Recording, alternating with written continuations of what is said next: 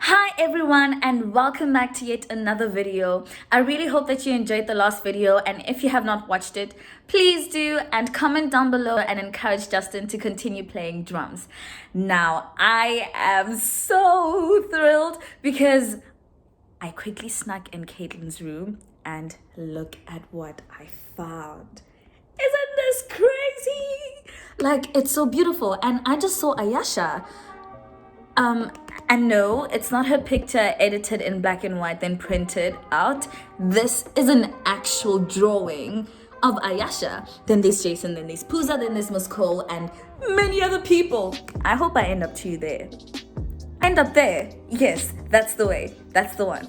Yes. So without any waste of time, I'm going to go quickly find Keitlin and ask her to actually take us through her artwork and explain to us and share her journey with us of how she started drawing. And I hope you guys will enjoy. Come along with us. Hello! Welcome to my modest little artist gallery där då är min konstiga resa. My name's Keitlin, and I come from Estonia, and I don't know, this is what I do. So let me introduce you one of my favorite hobbies ever, which is drawing people, drawing things, drawing everything I see. And yeah, let's get right into it. Without further ado, let me take you through my work. So actually, before having this video, I didn't have my paintings or my drawings here on display like this. But now when I look at it, I actually might decide to keep them like this because it reminds me that I can actually draw and that I have the power and I can do stuff with my hands that I'm not always aware of. I'm kind of blind to my own potential, but this is where I could draw my inspiration from, pun intended. So maybe let's talk through the pictures a little bit, because I think all of them have some significance to them, even though this is just like a small fragment of my whole art collection. So this one, for example, I think is one of the first pictures I drew and one of the first pictures I showed to the whole boarding house. It's symbolic of the Google Meet sessions we had at the very beginning of the school year, because we were not allowed to come to the boarding house and actually engage with people because of the COVID pandemic. And so I decided to draw something that would represent how we're doing, how we're feeling, and here we're having tea time together. There's a computer screen in the middle, so this is kind of like this, it's the border that's kind of keeping us from, actually engaging and actually meeting up. Unfortunately, that was the case, but I think we all pulled through. And this was the picture that just came to my mind, and I just wanted to, I wanted to draw it, and I did. Wow. And I did a pretty good job. Alright, moving on. This is a monkey. Need I say more? It also says chunky monkey. I don't know if you've had ice cream, but back home there's an ice cream called Chunky Monkey, and I believe it's actually Ben & Jerry's ice cream. Ooh. So while I was eating that ice cream was my first tube of Ben & Jerry. I know, tragic, tragic. But yeah, as I was eating, this image came to my mind. So you can also draw inspiration from food. Wow. Wow, that's very interesting. Yeah. So what other things do you draw inspiration from when drawing? Well, the obvious one would be my friends. And this one in particular is a funny one because this was my best friend's birthday. And this is my best friend, at least the head of my best friend. This is not actually my best friend here. Part of it, the body part, is her puppy actually that she got for her birthday. And, I just decided to combine two best things in the world.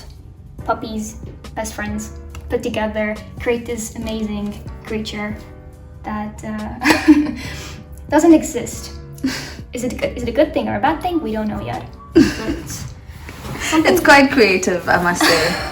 It's unique. Yeah. It's peculiar. It's different and it's quirky. I love quirky. Mm-hmm. But also something that I've really gotten into recently is realistic drawing and drawing of people that I know, that I've met, that I've learned stuff from. And I guess I'm a very extroverted person. I at least think I am, but I often also get times when I feel really tired and then I want to just kind of become a hermit for a little while. But on the other hand, I also want to make sure that these people are with me. So I opt to draw them, and then kind of, they're still kind of with me in that moment, you know, and I also get to appreciate different parts of them. So I always like to observe a lot and see how people position themselves, what kind of, and sometimes I guess when people do notice that I'm keeping a very close eye on them, they might be a little freaked out. Don't be freaked out. If I'm keeping a close eye on you, I might be drawing you in the future. So, quick question. Yes. Have you drawn a self-portrait of yourself? I did when I was maybe 14. Wow. And it didn't look half bad. I remember drawing it, and I think my brother came around like my shoulder and he like freaked out because he was like, you know, same thing on a paper. So it was pretty nice, and I think I will do it in the future because now I definitely have honed my skills towards, like, I can't say perfection, but better. I draw a lot better now. I'm still very, very critical of my work, as any artist is, but at this point I've accepted it more. It's less destructive and it's more, it helps me improve and keeps me, you know, erecting. So I can always keep enhancing my skills. Wow. So at what age did you discover that this is something that you really love? Oh, I think it was actually quite a recent discovery, believe it or not. I just kept doing it because I never had an aim in mind or a goal in mind.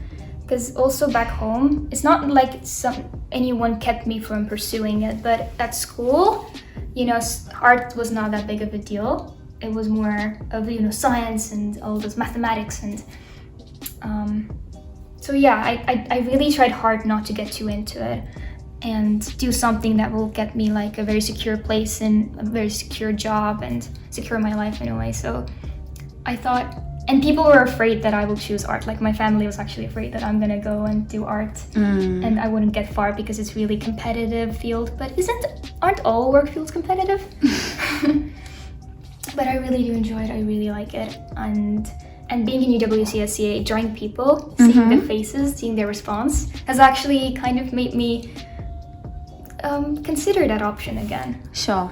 Wow. And I just can't stop looking at these amazing portraits. I'm like, whoa. Like, I mean, this might be a bit of an odd question, but did you actually draw all of these? I did. And many more. I just didn't get my hands on all of them because mostly I give them away. And okay, now confession time. These are printed, but I actually drew them. But I just took the picture that I had taken with my phone and I just printed them out because I've already given them to the people who you can see on the picture. Yeah. This one is the real one, actually. So this one is actually real. Whoa. I got this from our friend Jason, who's in a boarding house. That's why I was able to access it easily. Yeah, and so I just write something here with my empowering cursive handwriting. And yeah, just some good birthday wishes. Usually it's for birthdays. Yeah. And what reaction do you normally get from these individuals that you draw? And is it something that you always expect, or actually just take us through that journey of making a conscious decision that I'm going to draw this person? How long does it take you to actually make a portrait like this, and what goes through your mind while you're doing that? Do you play some classical music in the background while you're drawing? Is that what you think? Well, I guess so. Interesting. Yes, I will debunk that in a minute. But also, it always varies. So that's why I really like arts in general is because there's so much like variation in terms of, you know, what's the outcome gonna be like. And it's never going to be like, you know, if you're a desk worker, you know what you're aiming for, you know what the profit's going to be and everything like that. But here it's like you never know, and you might discover a new skill, you might discover a new way of shading. It's always like in a constant process of exploration. So that's really cool. And giving some, how do I come about, like, why do I want to draw this person suddenly? Well, currently it's when I have the time, I just draw the person. And if I really feel like, you know, I need to de-stress from all the academics, then I do something that I know I really enjoy and I put all my heart into. It really gives me an escape. It's a source of escapism, and I think it's also very therapeutic. And usually, when someone's birthday is nearing, that's a good occasion to draw someone and not make it look too creepy. It's like, why did you choose me? I usually don't tell the person. I don't tell them, like, can you send me a picture of yourself? I often do ask their friends, like, can you send me a picture of them? And don't you dare tell them.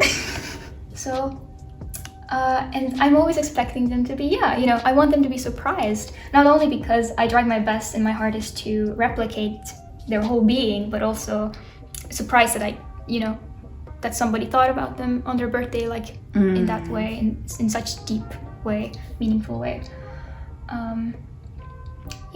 What was the question again? What kind of music do you listen? All kinds of music, all kinds. It really depends. And it doesn't even have to link to the person. But sometimes I do choose songs that I'm like, I remember Ayasha likes Taylor Swift. I must listen to Taylor Swift while I draw her.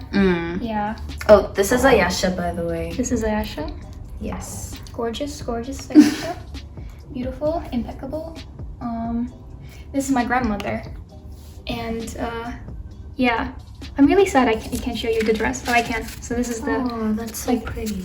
It actually goes on from here. Yeah, so I'm really proud of that too, because I think drawing clothing and hair is my worst enemy this far. Well, this, I must say, is very, very impressive. Hairy. Very impressive. Oh, hairy. Yeah. It's funny though, I managed to draw the person. The facial expression takes me like half an hour or so, but the hair itself can take me like an hour. This is why this is I didn't finish this. Wow. And I'm probably never gonna finish it. It looks complete. Oh, yeah? Well, that's what I thought. Yeah, it's meant to be like that. That's how God intended it. Yeah. Yes. So Keitlin, recently I came across a quote that said something along the lines of, everyone makes mistakes, which is why pencils have erasers. So what are your thoughts on that? And as an artist, what's one of the biggest lessons that you've learned? On that quote, I'd immediately say that don't be so quick to erase. Because none of my pencils have erasers, by the way. None of them do. Yeah, and it's not a surprising thing at all, because you should just keep on going and see where you can go with this. Because oftentimes artists are very quick to discard their work, just leave it in the dustbin and just, leave it at that. But actually, this is your moment to learn. This is your moment to learn from your mistakes, not erase your mistakes. You can't forget those. You already did it. It's on the paper. So you have a chance to make something out of it. Wow. And has one of your greatest artworks come from a mistake that you've made? Oh, you don't know how many mistakes are in these artworks. They're all wrong. That they've come out perfectly. They're perfectly imperfect. Wow. Yeah. Wow. And the last question, what's one of the greatest lessons that you've learned? One of the greatest lessons. Or what's one of the most rewarding moments you've had through this whole entire journey? I think this is it. Like coming here and understanding that I can put my art out there, and it's not boasting or anything, actually. It's not at all. And I really enjoy it. I think it was really hard for me to get over the idea that if I showcase my artwork, if I showcase something that I'm good at, that it's kind of showing that I'm superior in some ways. But that's not that at all. It's my passion. And if people can recognize it and also show me love in return, I think it's so cute, so cheesy. I love Wow. it.